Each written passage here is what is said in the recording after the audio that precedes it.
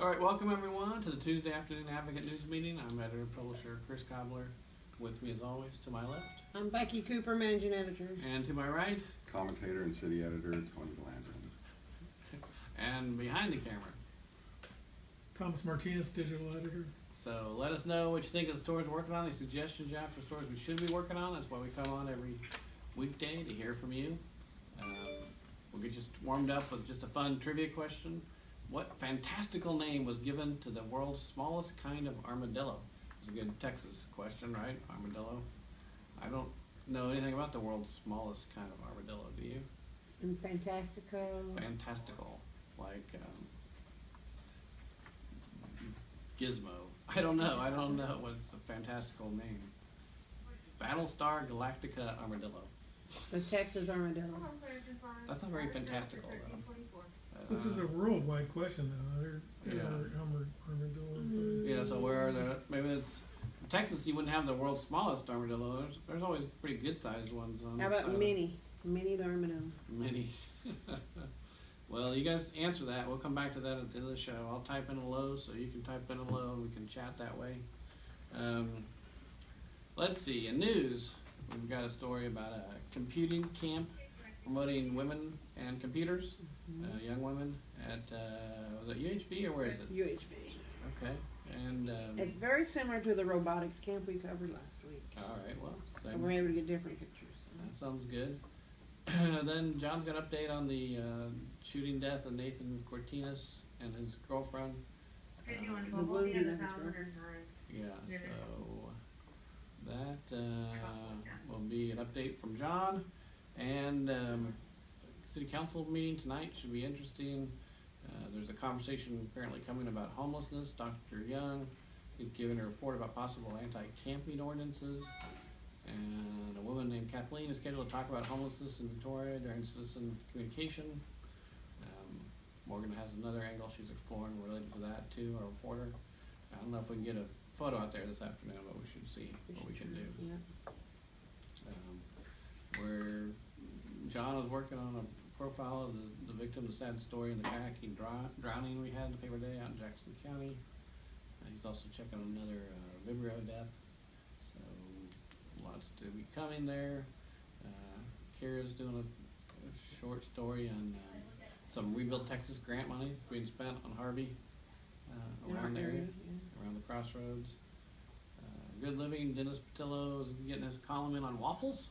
Waffles, sounds good. Appreciate Dennis. He's he's a great chef and writer, and also a watchdog of county government. He's a Renaissance man, isn't he? Renaissance man, calling in today's story for forensic task force to look into how the money was spent, which seems makes sense. Makes sense. Is he a pilot? He is a pilot too, and of course owns the pump house where I took our new HR director for lunch today, just because everybody from out of town wants to see the pump house. So, I didn't see Dennis. Sweat? No, we sat inside. This is, as I told our HR director, I said, when it's cooler, the patio is a great place to sit and look out over the river, but not today. Not today. So. Stay away from the doors. So anyway, yeah, that was the talk about the meeting in the paper today on the Joint County Commission, Airport Commission story. I thought a very interesting story by Morgan. Did a good job, and we'll be continuing to follow up on that issue as the questions that were raised at that meeting. We'll work to keep getting them answered. So stay tuned. More coverage to come. More coverage to come. Lots of people have lots of speculation on that, but I would say that our job's to listen to that speculation, but to run it down with actual factual information to report, and that's what we've been doing. You know, it was interesting talking to Morgan about that story, is that she said that some people on the dais or whoever who was running the meeting, saying that there was no fraud there, no fraud. They used this term fraud several times, and I said, that's interesting. We never wrote that word. Yeah. We never quoted anyone saying that word, Yeah. but yet in a meeting when they're answering questions, they're quick to say there's no fraud here. And I was reminding her of the scene of All the President's Men, where Bob Woodward says, tells him what the White House reacted, and Bradley says, wasn't that what you expected him to say? He said, yeah, I didn't ask about Watergate. I just asked what Hunt did at the White House. You know, so. Well, I don't, it might be a big leap to go from county government to Watergate, but I get the point you're making. I get the point you're Yeah, making. yeah. But my point I'm making is just that we're gonna keep trying to get questions answered until they're answered, and that's Right. what we do. That's what reporters do, and we'll continue to do that. And if you have questions you want answered, contact us. That's what we do. We don't print rumors. We don't print innuendo, but Right. we do print legitimate questions and seek to get those Yeah. questions answered And- through factual information, like getting the invoices and seeing what they show, and getting other documents to see what they show, whether it's email or other written communication about the project. That's what Ms. Patillo was suggesting about a forensic task force, would be to review the whole process so that the county could learn from what happened. So- Right, interesting is they're quick to say what it isn't. Now we just need to know what it is. Was there much discussion of that at the partnership meeting this week? This morning at the partnership meeting, the main discussion was about Tejas and the work they're doing, which I'll give you a good story from Morgan, but the former mayor, Paul Vlasic, said he had more questions than answers from that. He was at that meeting yesterday, listened to it all, and said it raised more questions in his mind than answers, said it's a mess. John Clegg, businessman, spoke up and said it's sloppy practice, very, very, very sloppy. And then Paul Vlasic said, oh, I agree with you. And then the subject switched from there. The county judge wasn't at this meeting, so I don't know if they didn't feel like they should continue that discussion or not. But then, who runs Tejas? Nice guy, Hunter. Hunter was there and had interesting conversations and made a good story for us about what he's trying to do to give low level offenders a second chance at work and get rehabilitated. I thought it was interesting what he had to That's a say. good story. Mm-hmm. I've talked to Morgan about that. Yeah, when's he gonna schedule that? We're gonna schedule it for a business report, Okay, not this Monday, but the following Monday. okay. Good. Well, he's apparently in the White House chatting with Kim Kardashian. Pretty cool. And apparently she's really passionate about this kind of effort. But anyway, back to Good Living and Dennis Patillo, the Renaissance Man. We have all our other Good Living food items, food columns, restaurant inspection report. Let's see. And in sports, what's Tyler got going on today? Tom, or Mike's got a story on the Generals? A feature? Yeah, he wrote a couple stories. Ahead of for it. time? Yeah. Okay, good. And I guess we've got, what else is going on? British Open? What else is in sports? So Wimbledon's over, right? Yes, it's over. It was a historic match. There's probably something going on with the Astros and Rangers, but I can't tell you off the top of my head. 2 weeks of boring tennis and finished. That last match Sunday was great. It was awesome. I kid. All right. I actually like tennis. We got the. I just know I don't want to ever be hit by one of those balls. They just sound powerful. Well, it's Yes, not like we getting don't. hit by a baseball. Not as hard as that, but Yeah, but still, it's gonna hurt. It's gonna leave a those big guys bruise. are hitting the ball fast too. So it's not like if I hit you with the tennis ball, it's not gonna hurt so much. But if Well, serves get to be 100 miles. an hour. Novak Djokovic hits you with 100-mile-an-hour shot, it's gonna hurt. Yeah. That's for sure. But there was some fun doubles on TV, and there was one guy got pelted several times because you're at the net. If the opposing guy gets a shot, you're pretty defenseless. I mean, those guys have amazingly fast reflexes, but you still can get pegged. And this guy did. It's fun to watch doubles because they don't show it very much, and it's a lot of, in a lot of ways, I think more fun than singles to watch because it's very fast and the strategy is more evident. Let's Have you see. seen the video clip of the doubles guys? And there's one guy serving, you serve to the opposite, Yeah. and he smokes a ball, but it somehow is way offline, and it goes right towards the other guy at the net, and the guy just barely has time to move his racket down, or he would have got hit pretty hard. Oh yeah. So it's just a bad. So you hit hit the opposing guy at the net, Yeah, and which is actually your point if you do that. you think the guy who went into the defensive position and looked at the guy like he did it on purpose. Yeah. But it was crazy. I don't know how you do it on purpose, but it is true. If the guy at the net, because you're serving on the other square, if you get hit and don't get out of the way, it's the server's point. You don't. Even though You don't. it's- You don't even I though never. it's out I of don't care. position? I'll ever seeing that. It usually comes up with club hacker players like me who serves really wild. You never see that in the pros almost.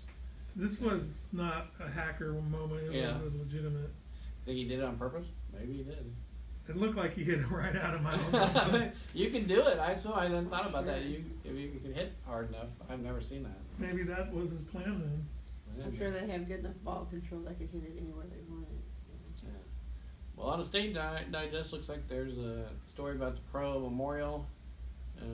Air Force conducted an F-16 flyover in the missing man formation for the graveside service of H. Ross Perot. And looks like experts say fossil remains discovered in the 1980s at a park in southwest Texas have been identified as a new genus and a species of duck-billed dinosaurs. Duck-billed dinosaurs. Name the scientific name. E. pluribus platypus. It is the What is it? Archelhinus palamentus, That's easy for you to say. I guess.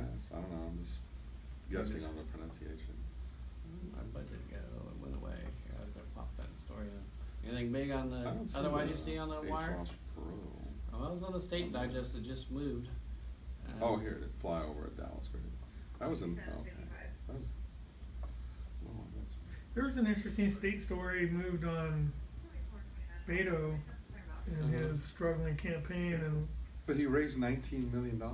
and how he's gonna try to resurrect it among. Well, wait a minute. You know what? I take that back. In the junk file, in my junk email, I got an email that said he had raised $19 million. But I have the story here. It says O'Rourke fundraising 2.6. woes revive Yeah, the concerns about campaign. yeah, that's a story I read on the AP this morning. O'Rourke's problems crystallized Monday when he reported raising just $3.6 million during the second quarter. Second quarter. A dramatic drop from the early days of his campaign when he raised more than $6 million in just 24 hours. Buttigieg topped the field by raising nearly $25 million during the quarter. Huh. 25 It's all too early. All that horse race coverage for me, but million. Place your bets. too early for me to bet. I mean, people are betting with their donations. Anyway, they're saying he's gonna have to do a lot better in the second debate and.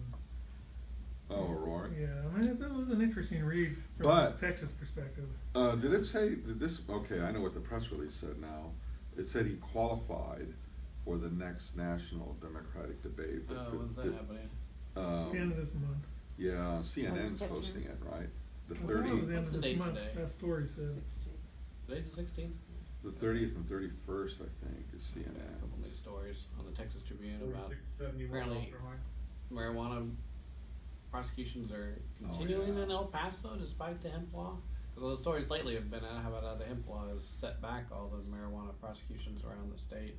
But this one says somehow Texas Tribune story that El Paso is pushing on despite those difficulties.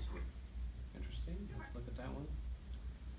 And of course, today's the historic anniversary of the launching of Apollo 11. The launching, the landing, the moonwalk is was Saturday. Saturday. We have a special paper plan for Saturday, by the way, so y'all should look for that. This We got a radio couple DJ really said good stories. when it landed, he said, and I watched Walter Cronkite cry. I don't think he cried. He was choked up and he got a loss for words. But I don't think he teared up and cried. I don't recall that he did.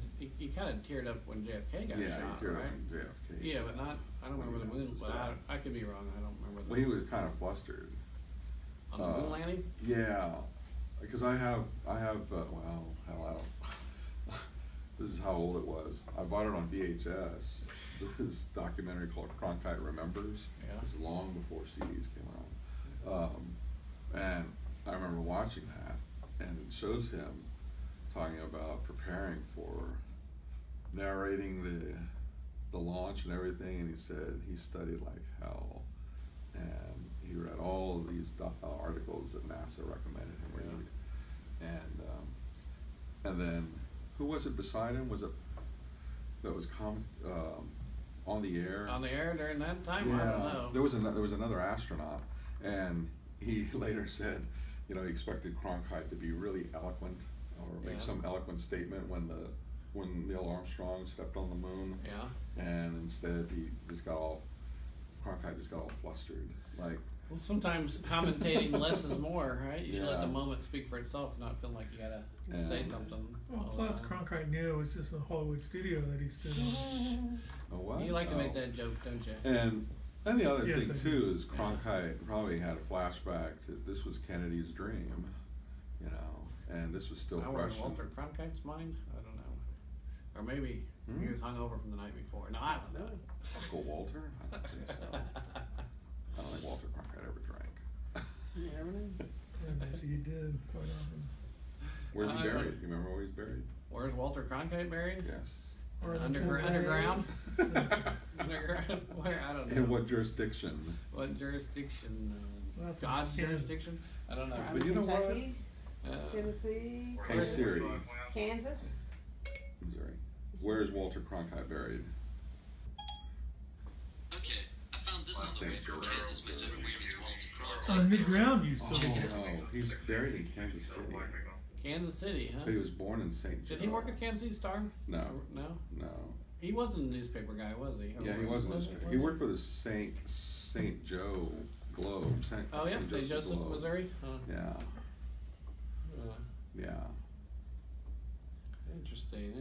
Later All right. on, he said he would never hire anyone in broadcast. Oh, that didn't have Pat just newspaper joined us, and experience. she said, be sure to save the date, July 25th. Opportunity for greater service, benefit for Kara Ann Hobbs Foundation and Mid-Coast Family Services. Pop in for chamber ribbon cutting for event at noon. DJ Caro, oh, we know her, Carolina, and Ziggy the Clown will be here too. DJ so- Caro is what she's going DJ Caro, that's Carolina. Caro? Yeah, Carolina. So that's July 25th. Thanks, Pat. She gonna Appreciate it. scratch records and everything? Yeah, Probably. and that'd be food too. He's skipping. By the way, is it time for a new photo contest yet? What's our deadline? 19. The 19th, so not Which is quite yet. Friday. We're getting a lot of dog photos. So Oh that's yeah, good. it's killing us. So, No, yeah. I mean, it's a good Yeah, thing. it's good. We're glad about it. Yeah. So we're Yeah. gonna do cat photos next. I think it's time again. People want to share their dog photos. They want to share their cat photos. We need to do a Cat selfies. selfie with Typo just to promote the Yeah. contest online. There's plenty of selfies with. So that Taco new Bell. contest will start. Saturday. Yeah, and right now Pat's offering through days gone by a great prize, the John Hart tote bag for the dog photo. Next one would be Charlene's would sponsor the next one. So There's some really good entries actually. yeah, neat. So look forward. We'll run all those photos. They're posted online now, so you can check them out. You know, we didn't mention this Yeah. yesterday, but you know, the Dow and the S&P and the NASDAQ all hit record highs Really? yesterday. We're in 27,000 for the Dow, and Wow. S&P's top 3,000, and it's never been there. This is uncharted territory. I need to retire. I'm I gonna know. retire. I just did my profile on Fidelity for my 401k, and I actually lowered down my risk tolerance a little bit, just because I feel less tolerant, right, as I get older. I did that in 2017. And I think, and now the market's going up. I should have said no, go for it. You know, but, I went from Yeah. Pack it in there and then. in 2017. I went from aggressive to moderate. Yeah, I don't know.